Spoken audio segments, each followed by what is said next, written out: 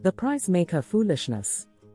Long ago and far away, there was a king who ruled in Benares in northern India. One of his ministers was called the royal price maker, and he was a very honest man. His job was to set a fair price for anything the king wanted to buy or sell. On some occasions, the king did not like his price making. He did not get as big a profit as he wanted. He did not want to pay so much when he bought or sell for what he thought was not enough. So he decided to change the price maker. One day he saw a nice-looking young man, and he thought, this fellow will be good for my price-making position. So he dismissed his former honest price maker, and appointed this man to be the new one. The man thought, I must make the king happy by buying at very low prices and selling at very high prices. So he made the prices ridiculous, without caring at all what anything was worth. This gained the greedy king a lot of money, and made him very happy. Meanwhile, all the others who dealt with the new price maker, including the king's other ministers and ordinary people, became very unhappy. Then one day a horse merchant arrived in Benares with 500 horses to sell.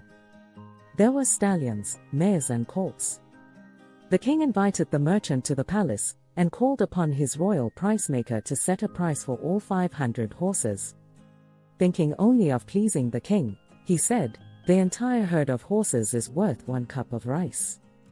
So the king ordered that 1 cup of rice be paid to the horse dealer, and all the horses were taken to the royal stables. Of course the merchant was very upset, but he could do nothing at the moment. Later he heard about the former price maker, who had a reputation for being very fair and honest. So he approached him and told him what had happened. He wanted to hear his opinion, in order to get a proper price from the king. The former price maker said, if you do as I say, the king will be convinced of the true value of the horses. Go back to the price maker and satisfy him with a valuable gift.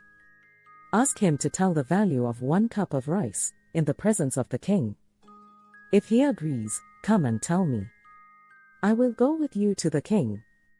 Following this advice, the merchant went to the price maker and gave him a valuable gift. The gift made him very happy, so that he saw the value of pleasing the horse dealer. Then the merchant said to him, I was very happy with your previous evaluation. Can you please convince the king of the value of 1 cup of rice? The foolish price maker said, why not? I will explain the worth of 1 cup of rice, even in the presence of the king. So the price maker thought the horse dealer was satisfied with his cup of rice.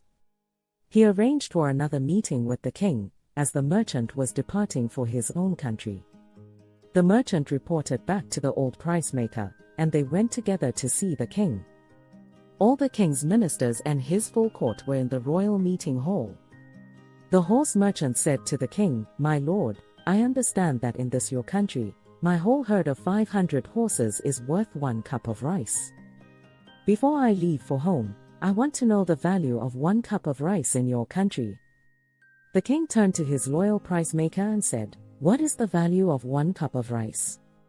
The foolish price maker, in order to please the king, had previously priced the herd of horses at 1 cup of rice. Now, after receiving a bribe from the horse dealer, he wanted to please him too. So he replied to the king in his most dignified manner, Your worship, 1 cup of rice is worth the city of Benares, including even your own harem, as well as all the suburbs of the city. In other words, it is worth the whole kingdom of Benares. On hearing this, the royal ministers and wise men in the assembly hall started to roar with laughter, slapping their sides with their hands. When they calmed down a little, they said, earlier we heard that the kingdom was priceless. Now we hear that all Benares, with its palaces and mansions, is worth only a cup of rice. The decision of the royal price maker is so strange. Where did your highness find such a man? He is good only for pleasing a king such as you, not for making fair prices for a merchant who sells his horses from country to country. Hearing the laughter of his whole court, and the words of his ministers and advisers, the king was ashamed. So he brought back his former price maker to his official position. He agreed to a new fair price for the herd of horses, as set by the honest price maker.